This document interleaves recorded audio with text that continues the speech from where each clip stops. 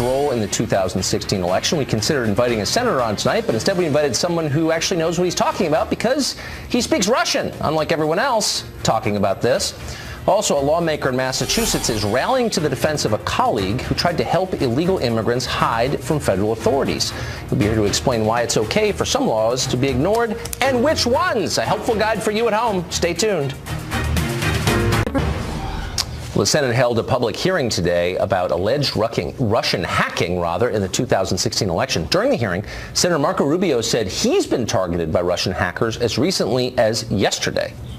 In July of 2016, shortly after I announced that I would seek re-election to the United States Senate, former members of my presidential campaign team who had access to the internal information of my presidential campaign were targeted by IP addresses with an unknown location within Russia. That effort was unsuccessful. I'd also informed the committee that within the last 24 hours, at 10:45 a.m. yesterday, a second attempt was made, again, against former members of my presidential campaign team who had access to our internal information, again targeted from an IP address from an unknown location in Russia, and that effort was also unsuccessful.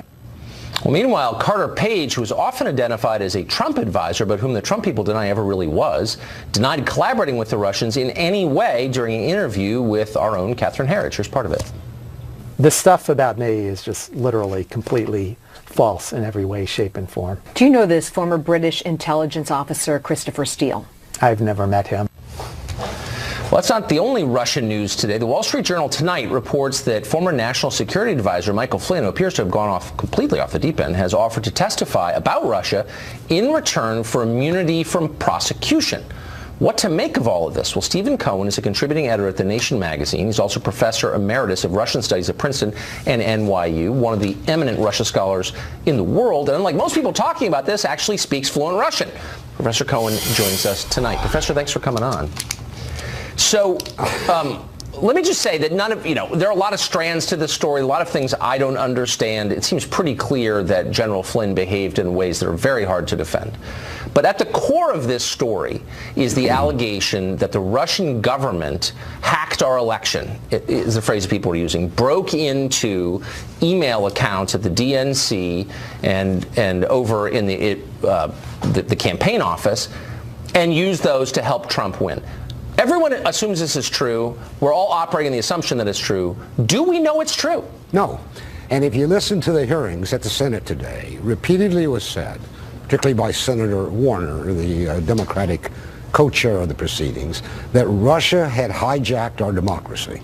Right. And what he means is that the Russians, at Putin's direction, had gone into the Democratic National Committee's emails, which were embarrassing to Mrs. Clinton, given them to WikiLeaks. WikiLeaks then released them to damage Mrs. Clinton and put Trump in the White House.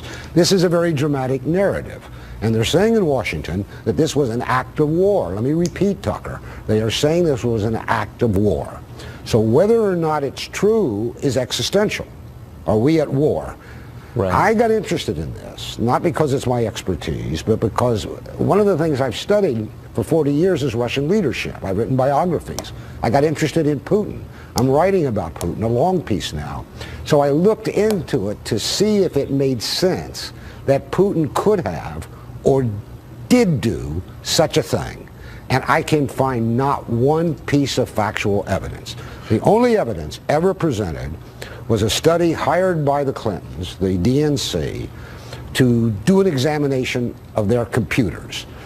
They concluded the Russians did it. Their report has fallen apart. The question is why the FBI decided to use that private kind of private detective, let's say, as though the New York police department had decided for a murderer to hire a private detective. Why the FBI didn't do their own investigation. And that's all we have.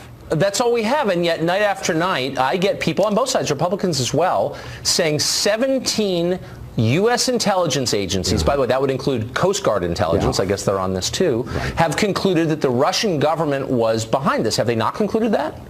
They say that, but it's bogus. When Clapper, the head of whatever it's called, Director of National Intelligence, signed that report in January, technically he represents all 17. I'll bet you a dime to a nickel you couldn't get a guest on, unprepared, who could name 10 of them.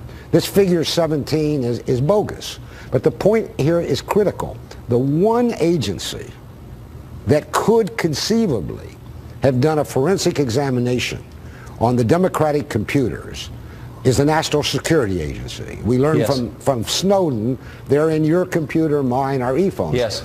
Everybody else who signed that report said they were highly confident. The NSA said it was only moderately confident. You don't get married based on moderate confidence. You don't go to war with Russia. You don't stage this theater that's going on in Washington which could destroy a presidency. But there's one other thing, and let me leave you with this. When they admit they have no evidence, they fall back on something else, which I think is very important. They say Putin directed Russian propaganda at us and helped elect Trump. I don't know about you, Tucker, but I find that insulting, because the premise they're putting out in Washington in this hearing is that the American people are zombies or lambs that'll fight, I'm mixing my metaphors, any Judas goat anywhere Putin leads them. It's the premise of democracy that we're democratic citizens, that we have a BS detector in us and we know how to use it. But they're telling us at Washington, I mean, like what Rubio's telling us. I mean, every politician who loses election here in America and in Europe is going to say he was hacked by Putin, and that's wrong. That's right. And that's what Mrs. Clinton is saying. And they've also never demonstrated, by the way, why Putin exactly would want Trump to win, because Trump's for fracking? I mean, it doesn't, anyway. Professor, thank you for that. And I think it's worth, I don't know the truth, but I do think it's worth asking these questions, and I appreciate your doing that.